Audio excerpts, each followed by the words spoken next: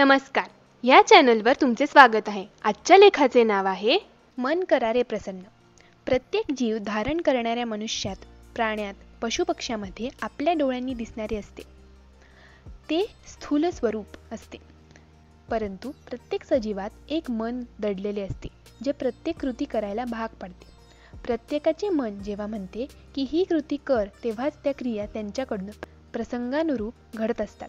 म्हणून मनाची जबाबदारी व त्याचं महत्त्व हे बाह्य दिसणाऱ्या स्वरूपापेक्षा अदृश्य असूनही कमी लेखता येत नाही. म्हणजेच जसे मन तसेच विचार, नंतर तशीच कृती ह्या घटना घडत असतात. समाजात वावरताना ओळखीच्या किंवा प्रसार माध्यमातून घडलेल्या वाईट घटना जेव्हा कळतात, तेव्हा अपरिचित असूनही आपले मन दुःखी होते. तसेच कोठेही आनंददायक घटना घडली तर आपल्याला आनंद झाला असे म्हणतो.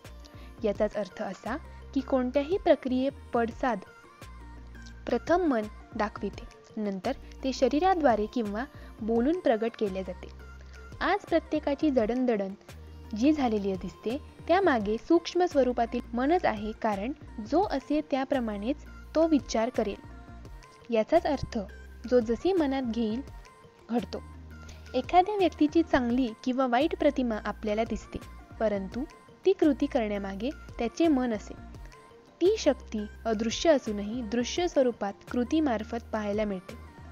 मनाचे सुद्धा दोन प्रकार आहेत असे म्हणतात, एक अंतर्मन व दुसरे बाह्य मन. प्रत्येक विचार करणारी व्यक्ती जेव्हा एखाद्याने सल्ला दिला तर ती व्यक्ती बाह्य मनाने वागते असे समजतात.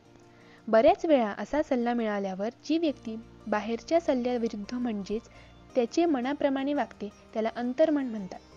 म्हणून मनाची जडणघडण ही काही जन्मतः बहुवंशी मिळते व काही अशी बाह्य संस्कारातून मिळते असे वाटते. मनाच्या बाबतीत एक कथा आहे, म्हणजे मन किती प्रभावी आहे हे आपल्याला कळेल. एक राजा असतो. त्याचा पुत्र म्हणजे युवराजला विचारतो की तुला काय पाहिजे ते तू सांग, ते मी तुला देतो. युवराज म्हणतो, मला एक उत्तम घोडा पाहिजे. राजे महाराज प्रधानाला आदेश देतात, जा बाजारात आणि युवराजासाठी एक उत्तम घोडा बाजारात बघा.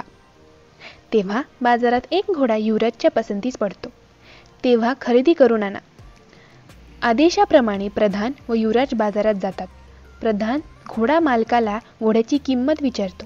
तेव्हा घोडा मालक सांगतो, ₹1,00,000. प्रधान व युवराजला प्रश्न पडतो की एवढ्या मोठ्या बाजारात सर्वात जास्त किंमत ह्या घोड्याचीच आहे, म्हणजेच ह्याचे काही गुण आहे. म्हणून ते मालकाला विचारतात, हा महाग किंवा सद्गणी असण्याचे कारण काय? तेव्हा घोडा मालक सांगतो, आमचे घोड्याचे मनावर घेतले आहे तर तो रेल्वे, विमान यापेक्षाही वेगाने धावू शकतो. गुण पाहून तो घोडा खरेदी करतात.